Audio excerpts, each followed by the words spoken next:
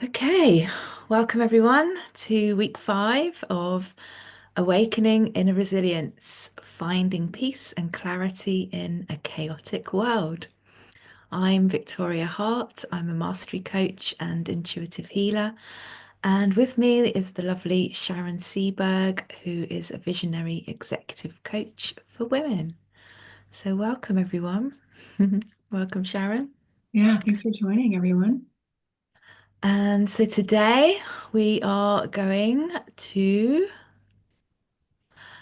tap into our emotional intelligence. So I'll just run through what we're going to be talking through today. So the first part of today's session is tapping into the language of the soul, which is all about the feeling body. And so awakening to our soulful self really happens through friction. Because without having that friction and bumping up against things in life, we really can't gain awareness of which parts of ourself are still in the dark. And so it's only through that friction will get us to kind of move. If we don't feel like I've had enough of this, and then it makes us move out of a situation that no longer serves us, it really is serving us to get really uncomfortable to make us move out the way, move. So part of that is moving beyond the level of story. So we want to shift from being in our thinking mind to being in our feeling body, and then from rationalizing about stuff to sensing, what are our senses telling us? What is the feeling body telling us? And so, for example, when we notice our triggers, so for example, if somebody says something that makes you mad or sad, it's really a sign. If you've been triggered by that, it's really a sign that there's some internal cleaning to do to bring these energy circuits back online that we've been talking about over the past few weeks. And it's about really integrating that energy back into our body that's sort of out there splattered and dispersed in the world. And so really the key is, rather than judging the other person for what they did or said, we really want to start and also, not asking, well, why is this happening to me? We really want to start turning inwards so that we can process our feelings. And so then moving on to the difference between feeling our feelings and feeling our emotions. So the difference is, feeling our feelings is what we've been talking about through the energy codes, is getting to know our body and notice the sensations that are showing up in our body when we feel these triggers. And then feeling the emotions is generally when we attach a label to something that's happening in our life, and we usually judge it as it's either good or bad. And so we want to hang on, I've got some notes here. Yes, we really want to go within and tap into the sensations in the body and get out of that level of story, because as soon as we start judging something, we're in the story, right? So instead of asking why, ask where. And then we're going to move on to body talk. So, really starting to understand how the body talks to us. So, what we feel in the body is really our soul talking to us and communicating to us so that we can begin to direct our life based on where our soul's guiding us, rather than, trying to figure our way through life in our logical mind. And so, as Dr. Sue says, we have to feel it to heal it. And yeah, so we're going to be uncovering the lessons and revelations in every life scenario. Let me see if there's anything else. And yeah, but so when we tap into our feeling body and when we're guided by our soul, that's when we're shifting out of that survival pattern into becoming the creator of our reality. So we're going to move on to some practices. Lovely. Thank you. I love this week. Yes, so we're going to start with take it to the body. So just as I was sharing, when we rub up against something in our reality and it causes that friction, or we feel that trigger, rather than asking why, we start to ask where do I feel it in the body? So if we want to take a moment to just do a short practice, And maybe think about something that's happened in your life recently, or currently, and it's just rubbing up against you. It's kind of created a bit of a trigger. And so if you just bring that to your mind, to your attention, and then if you think about that, start feeling, well, when that thought comes in your mind, where do I feel it in my body? Do I feel it in my heart? And do I feel it in my throat? Maybe I feel like I can't speak up and speak up for myself. Maybe it's in our solar plexus, which is our power center. Just notice, where do we feel it in our body? And then take it to the body exercise, when we've started to recognize where it is in the body, we want to just give it some attention. So, we're trained really to avoid all those feelings in the body because they don't feel comfortable, and we, generally distract ourselves and avoid it. But what we want to do at this moment is noticing where we feel it and kind of giving it a gentle squeeze. So, a bit like when we shared how to do the anchor points in the central channel breath last week, you want to kind of just squeeze that area of your body. So, you're kind of sort of telling it that I hear you, I'm aware of you, and I'm going to give it some attention. And so then when we do the breath, we're going to bring in that central channel breath. And as you're breathing up from the floor, up from the ground, up your legs into your belly, and then you're going to exhale out from the belly up and out the top of your head. So wherever you're noticing this discomfort in the body, as you breathe up, just grab it with the breath, grab that area of discomfort in the body with the breath, and then breathe out the top of your head. And then on the inhale, we're breathing the breath back down through the top of the head, down the spine. Grab hold of where that discomfort is in the body. Maybe it's in the throat. And then you're breathing that, exhaling down to the earth. And you're taking that bit of discomfort with the breath and exhaling it into the earth, where it gets transmuted back into loving, positive energy. And so you might want to just do that a few rounds and just notice with each cycle of breath how that discomfort shifts in the body and maybe starts to soften and relax a little bit. So we're giving it the attention. So rather than giving the story that we're creating in our mind the attention, we're giving that bit of the body that feels uncomfortable the attention. And so with that, we're integrating the dispersed energy back into the body. So we're creating that energy flow, we're rebuilding that circuit board. All right.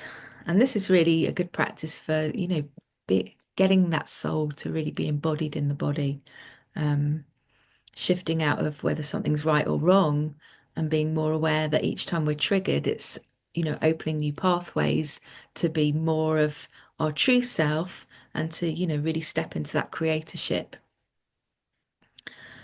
And so the next practice is don't name it, feel it. So a little bit what we've shared already. It's kind of similar to take it to the body. So whenever we notice the friction in our life, rather than label it as good, bad, anxious, mad, sad, we want to just again feel that part of the body that feels uncomfortable, and do the central channel breathing as before. Because as soon as we label it, as, oh, I feel anxious or I feel angry, then we're back in the story, right? And then that's when our mind gets carried away and creates all sorts of things. And so when we don't go into story and we go into the body and we feel it instead, um, we're already freeing ourselves and we can shift through whatever discomfort's happening in our external reality with greater ease, because we're building those circuits and then we're able to make a more conscious response rather than being on that sort of automatic reaction that we can often find ourselves in. Okay, so I'm just going to pause for a moment. Maybe if you are doing that right now, Just do a couple more rounds and see how you feel. And maybe notice how you now feel about whatever the situation is that you were working with, whatever triggered that initial emotion. Maybe you've got new insights on how it's serving you, how you might respond if there's another person involved. Um, yeah, and that's generally there to empower you. All right, Sharon, you're going to take us through the next two practices. Yeah, thank you so much. Those were lovely. So the next one we want to look at is called one eye on the inside. And that's just really kind of cultivating that awareness, that self-awareness, and maintaining that. When you have more self-awareness, you're more in the present moment. You're not creating all these stories about what happened in the past and trying to bring them into the now moment, or projecting into the future what could happen. You're just simply being with what's happening now. So with one eye on the inside, you're bringing your awareness back into your internal world while maintaining some focus on the external world. So it takes some practice, and I think we all do it, but really kind of starting to be present to what is happening inside, not just outside, and then what's happening in between too, right? So it's about cultivating a mindful presence when you're simultaneously aware of your internal state. So what are your emotions, your thoughts, your energy, your physical sensations, and then what's happening on the external environment, like with other people, interactions, right? Um, so I kind of talked a little bit about why this helps you maintain your presence. It's like an increased self-awareness. It also can help you with some of the things that Victoria was talking about with the emotional regulation, so you're knowing, oh, how am I feeling, right? It helps you maintain energetic alignment, maintaining this inner connection. It kind of gives you this sense of where your energy is balanced, or you need some adjustment. So how this works is, as with most things, we want to pause and take a breath. Before reacting to anything, just take a moment and go into stillness, and this reconnects you with your inner self. And then check inwardly. Sometimes it helps to even think of yourself as this, like, your inner self is like this inner being that you just love and care for so much. How am I feeling so right now? What sensations or tensions do I notice in my body? What thoughts or emotions are present? What is it that I need? And start to hold this dual awareness. While you might be listening to someone speak, notice your breath or any sensation in your chest. And especially during challenging situations, this is when you really need to be very present, right? Observe your emotions. Remember, emotions are it's a communication. It's energy in motion. It's just communicating to you. So observe your emotions while staying engaged with what's happening externally. And then the final step here is really kind of responding with intention. So use your awareness from your inner observation to guide your response. This allows you to act in alignment with your values and your energy rather than acting impulsively, right? So remember, however you are acting, or whatever energy you're going to take a step from, that is what you're creating, and you're going to get that back in the feedback from the other person or whatever's in your environment. So an example of this could be, you notice your heart's racing, and maybe your jaw is clenching, and you're like, oh, okay, I'm going to slow down. I'm going to take a deep breath and calm your energy to stay present in the conversation with that dual awareness. You can choose your words carefully by staying aligned with your grounded, empowered self, knowing what you want. All right. Hopefully you liked that one, and that was is helpful to always kind of, again, bring you back to your present. Yeah. Um, and then our last one here is called Don't Want It, Have It. And so this principle is really about challenging our typical resistance to uncomfortable emotions or experiences or situations, right? So you may have heard the saying, what you resist persists. So this is allowing us to step out of that resistance and just, emotions won't hurt us. We're so afraid of them, we push them away, we ignore them, we just we act like we don't have them, right? But instead just allow ourselves to have it. So um this is really encourages you to shifting away from what you're resisting and don't like and fear to act when you actually realize actually allow yourself to have it, you realize, oh, that wasn't that big of a deal, right? You can survive it. It's just again communication. What is it trying to say to you? So instead of saying, I don't want to feel this pain, this fear, or this discomfort, just allow your say, okay, what's here for me? Why is this here? What is this allowing me to fully see and experience? Like, what's the broader perspective of this? So this allowing yourself to have it really breaks the cycle of resistance. It promotes this emotional release. So you don't feel so constricted. When we fear something, right, our body does this. But if you allow yourself to have it and just open your heart, you're really fostering this inner strength, inner love, and confidence that you can have as you navigate these challenges. And it encourages this energy to flow, right? It's just energy moving through you. Doesn't mean you have to throw that energy at someone else. Just allow it to move through you and take that deep breath. Identify what is it that I'm resisting?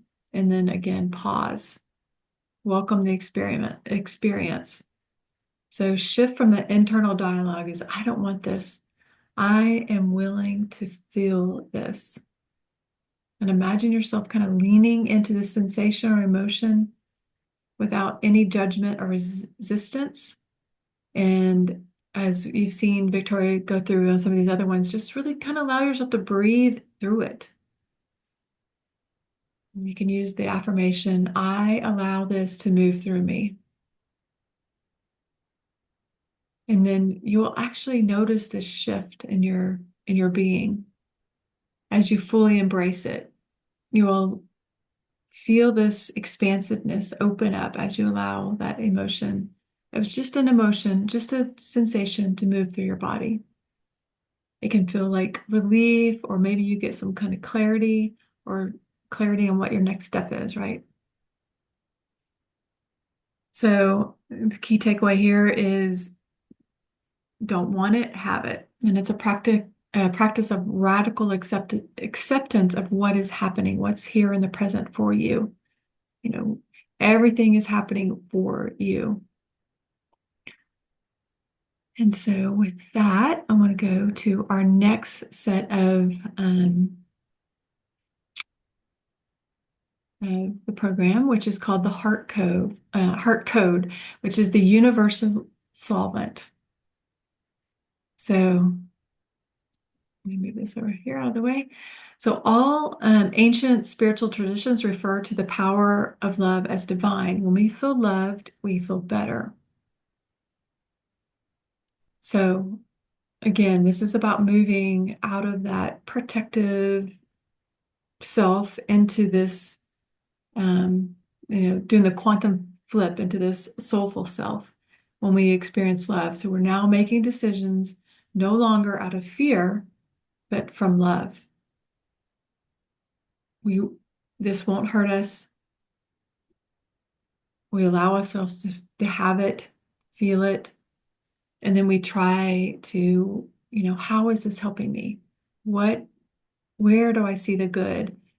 How is this benefiting me? And then maybe you don't see it in the moment, but you can even use the mantra of, this is here for me.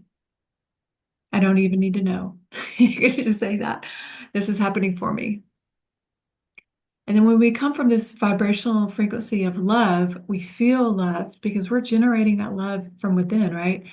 We're actually living in love and becoming unattached to the outer world for our own well-being leads to unconditional love, joy, better health, availability to love. So I read something yesterday, like the instant manifestation of self-love, of self-trust is self-love. So we're just trusting this is happening for me. Instantly, self-love comes in. So I will recommend you to try this. And then the Soul Talk meditation, is that from your Yeah. website, Yeah. Victoria? Hmm. Yeah. Okay. Would you like me to stop sharing? Into that. Yeah, and I'll just add from what Sharon was sharing as well is the key really, and it does take practice, is each time we've had an experience that's caused us to put another layer of our protective personality over our heart, it makes it so much harder to feel that love, whether it's for ourselves or for another. And so the key here really is being able to go through life and, as Sharon was saying, not taking things so personally, but allowing that process of realizing that everything that's happening to me is for me. And how can we stay, keep our heart open even when, some of the most challenging things happen to us. Because the misconception is that, oh, if I shut down, I'm protected. But actually, no, if we've got our open heart, we're even, we're safer because we are coming from our more authentic, our soulful self, where we're always going to be navigated to our truth. So I just wanted to add that part because I think it's quite important, and it was something that really made a difference in my life. So. All right. So, would you let me share my Oh, screen, please? yes. Okay. There we go. Good. Thank you. Okay. So, this one is a meditation for love and compassion. So, if you want to get yourself in a comfy space, either probably sitting, it's probably about 5 minutes long. And just start by taking a few long, deep cleansing breaths, and we'll begin. Welcome to the meditation for self-love and self-compassion. I'm Victoria. Close your eyes and take a few deep breaths in through your nose, deep into the belly, and then back out through your nose. As you feel your breath travel up and down the central channel, imagine the breath as a green ray of light, and that breath is you. Allow your breathing to become a gentle rhythm, gently spiraling in and out as you feel your body merge with your chair or your bed if you're lying down. And keep breathing.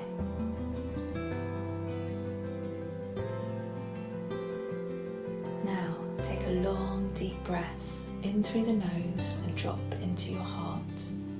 Really fill your heart with your breath.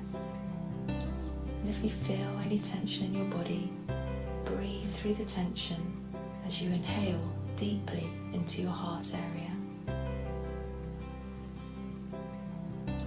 Squeeze your shoulder blades back and down, giving yourself a gentle hug, and hold your breath for a few seconds.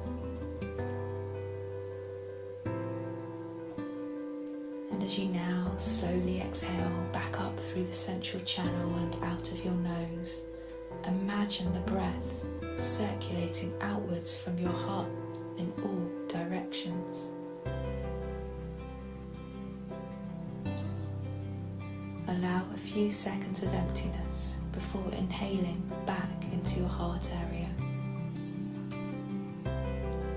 And And when you feel your heart can't expand any further, suck in a little bit more.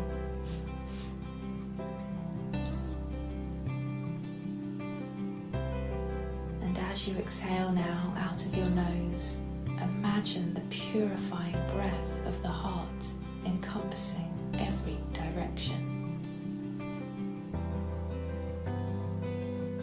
Allow a few seconds of stillness, then naturally unite the breath as you feel your heart open with each inhale and exhale.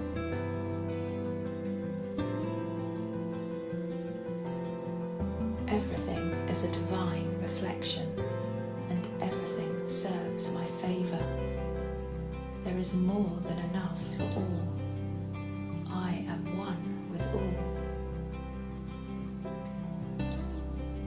Keep breathing.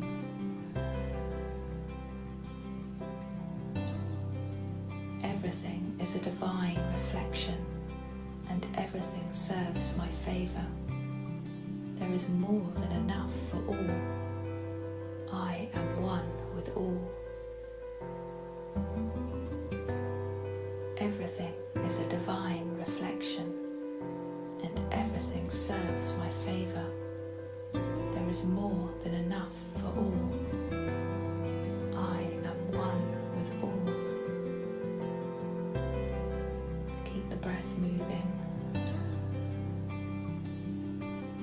Everything is a divine reflection, and everything serves my favour. There is more than enough for all. I am one with all.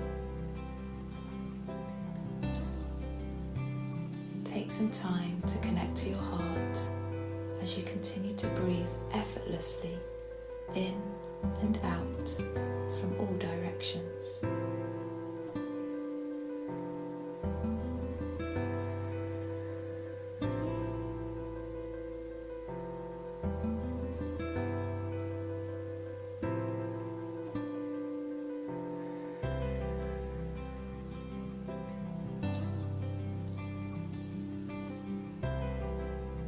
And then when you feel ready, you may gently open your eyes.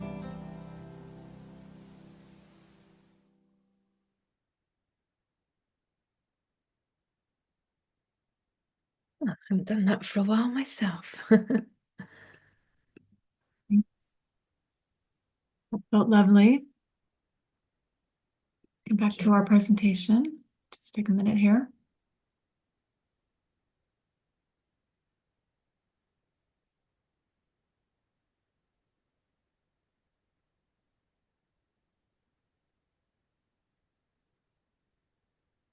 Great.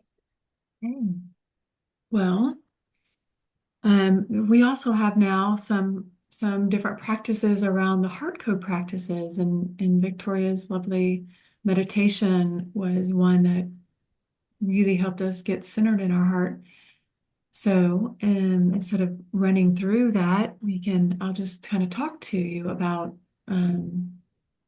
what you want to do. So, um, generating loving presence is really like is choosing to be loved, right? Is allowing your own energy, your own love to fill up your entire being.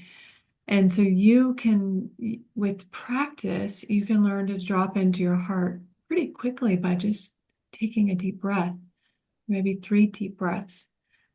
But in the meantime, you can start by even putting your hands on your heart, thinking of someone you really love, whether that be nature or an animal, pet, or your beloved, and just your children, right? Allow that love to be generated in your heart while you breathe and radiate that through your entire body. That is one of the best ways to do that. This allows you to step more into that compassionate self, loving yourself, loving others. You can start to do heart-focused breathing, just allowing your breath to be filled with love and generate that love throughout all of your blood cells or your cells within your body. And as you do this, there's been a lot of research by a company called HeartMath that's generated all the science about bringing your brain and your heart into coherence. And they've been able to measure um, energy generated from your heart, which is 10 times bigger than the energy generated from your head. But when you have those in coherence, you're more able to see more options available for you. You're able to really more hold the truth in the matter as opposed to getting taken down by triggers or things that seem to go sideways. You're more able to see hold some duality, like, oh, maybe he's right and I'm right, that kind of thing, right? So it's really coming from your heart and learning to live from your heart and generate and fill yourself up with love. It's a really good practice to do every morning or any time that you feel you need a break. Just come into your heart and notice there's very expansive there and bring in that love and radiate it through your body. And when you start to do this, you'll notice it'll become easier for you. You'll have improved relationships because you'll come from this compassionate, loving place. You'll be able to reach your higher wisdom because you'll be more connected to yourself, your intuitive self. And then you'll have more resilience. You're able to bounce back quicker because you know how to drop into your heart. And then so last, or not last, but the last one I'll cover is this loving triage, which is something that's really good if you are in a moment where there's something that's really triggering for you. And so this is a concept that's about prioritizing love and compassion in the moment when you feel this stress or there's overwhelm or this emotional turmoil, right? So it's allowing yourself to recognize that, oh, something's happened. I don't feel good right now. Something's happened. And to give yourself, if you need to step away, allow yourself to come back to presence. And if you are really practiced at it, you can just drop into your heart and ask yourself, oh, sweetheart, what is it that you need right now? And allow yourself to have it. Allow yourself to take care of yourself. So it's just really that pause and recognize what you need, what emotions, what energies are at play, what is being communicated to yourself, maybe internally, not even externally. Maybe you are looking at this from not a broader perspective. It's triggering something that you haven't fully healed within yourself. So, and then after you come back to yourself and figure out what it is you need, the next part of this triage, right? Step two is learning to respond from love instead of reaction. What is it really that I want to create? Center yourself in love and compassion, especially if you're feeling overwhelmed, and then prioritize your heart. What would bring the most immediate emotional or energetic relief, grounded in love?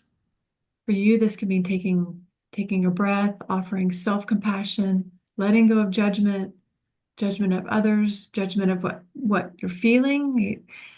One step in this process is you start to judge yourself. Oh, I'm feeling bad again. No, that's not. It's really bringing in that compassion. And then for others, it's really deeply listening. What is it that they really need? Maybe they're talking in a tone that isn't feel very good to you, but what is that? What are they saying underneath it? What is it that they really need? And then offer this love and compassion. to yourself. Speak to yourself as if you are a dear friend, a loved one, your child. Honey, it's okay to feel this way. I'm here for you. And for others, you can say, I see that you're upset. How can I support you? Because I like to think of it when someone is upset, it's really just a cry for help. Hey, I'm overwhelmed. It's like this is what they're saying to you when they're using that tone. Hey, I'm overwhelmed right now and I can't handle my own emotions. Can you help me?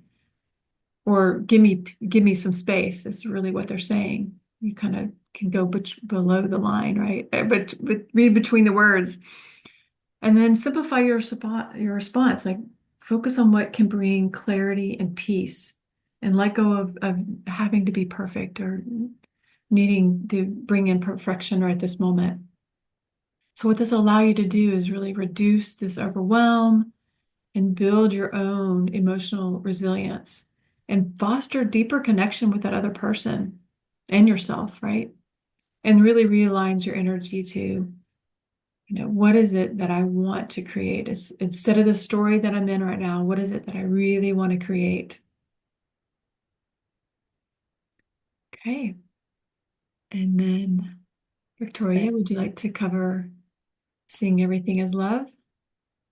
Yeah, so just to bring it all together, if we remember the bus stop story that we shared a couple of sessions ago, and in that we learned that, you know, we've kind of had these contracts with other souls where they're gonna seemingly do something to us to create that friction so that we can learn something and expand as a soul and make a higher choice. And that higher choice is generally being able to love more deeply. And that's first of all loving ourselves more deeply, forgiving ourselves. And then, through that we can love and forgive others. And, I think what's coming to mind is that saying that, you must put on your oxygen mask first before we can tend to others. And so if we look at it like that, then actually everything that happens to us is good because it's all serving a higher purpose. It's happening for us. And even if it, even when we're in it and it doesn't feel like it, from a higher perspective, it is all love. It's loving energy to help us grow and transform. And, as Sharon was saying, you know, um, sometimes we might feel like we have to punish ourselves or berate ourselves. But the key really is to just learn that lesson. And if we loop and, a couple of times, then that's okay. Eventually we'll get that clarity, and we'll be able to find that inner peace and we'll be able to make a new choice that serves us more. And so if you were to think of a situation that maybe you're currently facing, maybe it's a health or relationship or a career issue or even financial, can you ask yourself, if this is an opportunity as a gift, an opportunity or a gift, if this circumstance is an opportunity or a gift from myself to myself so that I can, expand my capacity to love, how might my perspective shift in this moment? And, if we really tap into that, we can start to sort of get these little ahas. And then the other practice that we can use is some of the embodiment practices that we shared earlier, so that we can build those new circuits in the body. And then by doing that, rather than looking at what's happening and creating the story about it, we're actually um, transmuting, using that loving energy to transmute the old feelings and behaviors, and so that we can pave the way for something new. And so, if you can ask yourself, and as Sharon shared, how can I love myself more in this situation? How can I show compassion to another in this situation? What is my heart telling me to do or to be? And then we just follow the heart, right? That's where the wisdom lies. Lovely. Oh, Thank you for Mhm. being here with us. Thank you so much. Thank you. My little green heart, the Yeah. chocolate, the green, my Mhm. favorite. Yeah. Ah, there's a clue there. Lovely. Yes. Yeah. Well, thank Anything you. good. Yeah. Thank you for Thank joining us. you, ladies. Thank you for those who are catching the recording as well, and anyone who catches this later for joining us. And we hope that you received more peace and clarity in this chaotic world from what we've shared today. Thank you for being here, Sharon. And if you want to reach out to either of us, here are our contact details. Sharon. Thank you. Okay, bye for now.